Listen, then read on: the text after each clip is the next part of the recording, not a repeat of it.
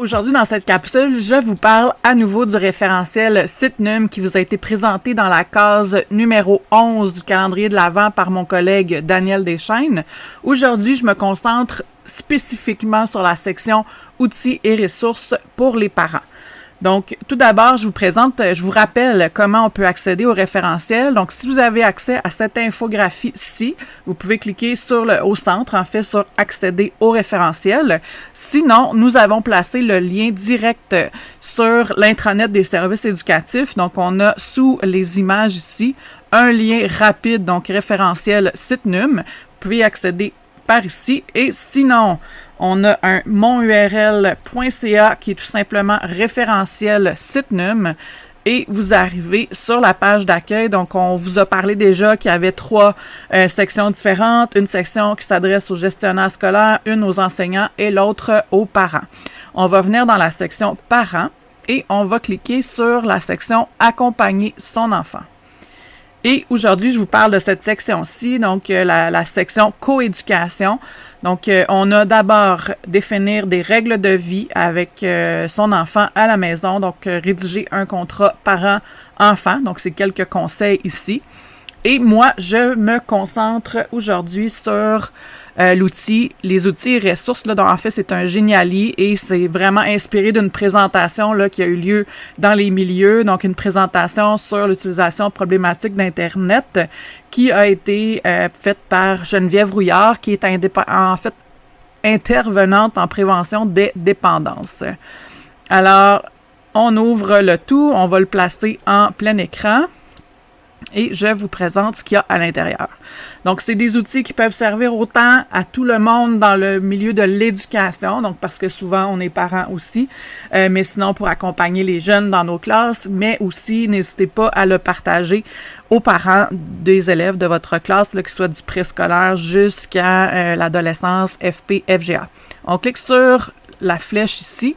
Donc, on a la première page traite des contrôles parentaux, donc des contrôles pour les systèmes d'exploitation, des navigateurs, des moteurs de recherche. Donc, ça vous présente là, vraiment une fiche conseil. On parle système d'exploitation, donc on vous dit comment faire. Donc, si ça vous intéresse, on clique sur l'œil pour avoir accès à la fiche conseil complète.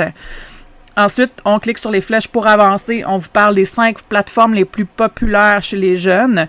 Donc, on a Instagram, TikTok, Snapchat. On donne des outils là, quand il y a un plus pour pouvoir faire un encadrement, en fait, de l'utilisation.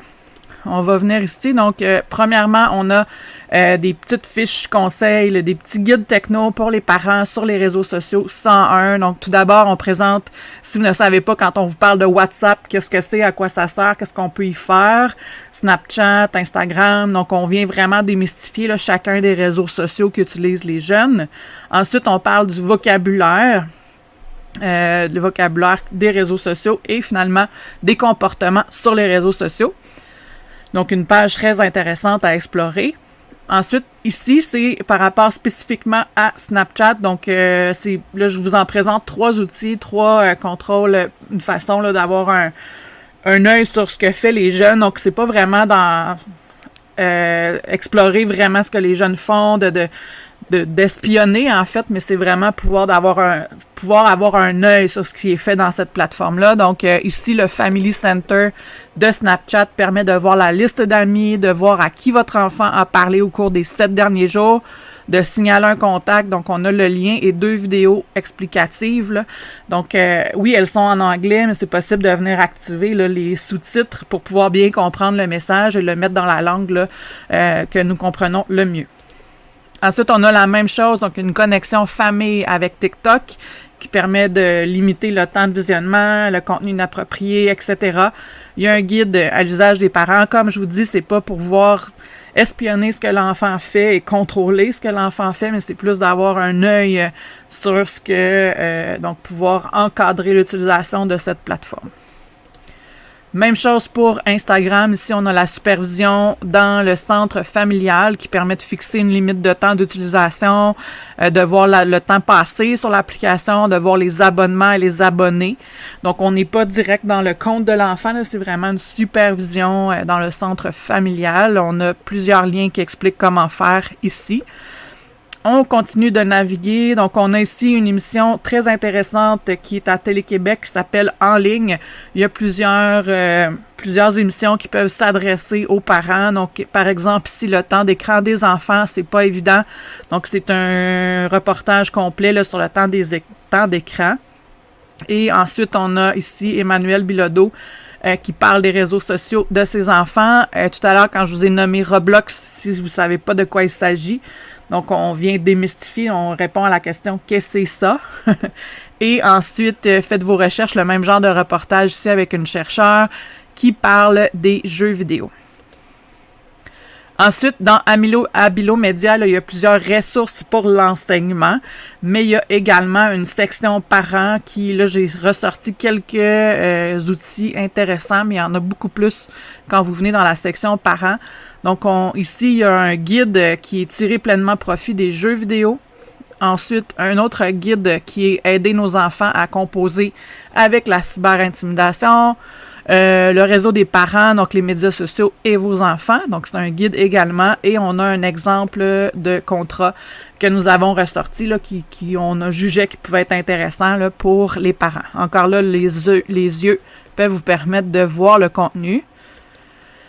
Et on a des ressources là, du site posetonecran.com, des outils pour les parents, donc des fiches conseils 0-5 ans, fiches conseils 6-12 ans, des plans de match numériques, des contrats parents-ados, des guides pause pour une famille branchée, plusieurs ressources encore une fois vraiment intéressantes. Et nous avons tenu bon de mettre la littérature jeunesse ici dans la section parents, puisque tant qu'à acheter des livres, on peut aussi acheter des albums à la maison pour pouvoir faire les lectures avec les jeunes et réfléchir en fait à leur utilisation, aux différents enjeux de la citoyenneté à l'ère du numérique. Donc, il y a des ressources qui sont là en fait, il y a une section pour les parents et on a des ressources, des romans là, pour le deuxième cycle du secondaire, premier cycle du secondaire, etc. Et ici, le Gamer Mentor qui est mieux gamer pour mieux être. Donc, encore là, l'approche est vraiment intéressante puisqu'on n'est pas dans le bannir, interdire les jeux vidéo, mais on est plus dans la réflexion, amener les jeunes à réfléchir à leur utilisation, à leur pratique de jeux vidéo pour pouvoir développer une pratique, un équilibre sain à travers leur pratique du jeu vidéo. Donc, il y a des services d'encadrement, d'accompagnement qui sont inspirés là, vraiment des programmes de sport. Donc, si vous connaissez des jeunes qui adorent les jeux vidéo, que vous pouvez partager là, cette ressource-là, vous pouvez aller explorer les 2 vidéos qui sont là pour en apprendre davantage. Et finalement, l'école branchée développe beaucoup de ressources là, pour l'enseignement, mais il développe également des ressources pour la famille. Donc, on a ici 2 liens vers 2 magazines, 2 spéciales famille, là, donc le spécial 2021, 2019, 2020, qui sont encore d'actualité, là, donc coéduqués à l'ère du numérique. Et ici, c'était bien-être, un levier pour l'apprentissage, même à distance.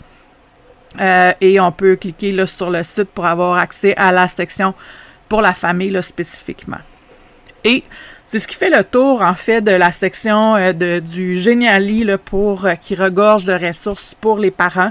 Donc, n'hésitez pas à le partager aux familles de vos élèves, à le partager dans vos écoles également, parce que, comme je l'ai dit, pour tout acteur de l'éducation, ça peut être très intéressant de connaître ces ressources-là, soit que vous êtes parent ou tout simplement pour accompagner les jeunes avec lesquels vous travaillez. Donc, je vous souhaite de belles découvertes. Bonne fin de journée!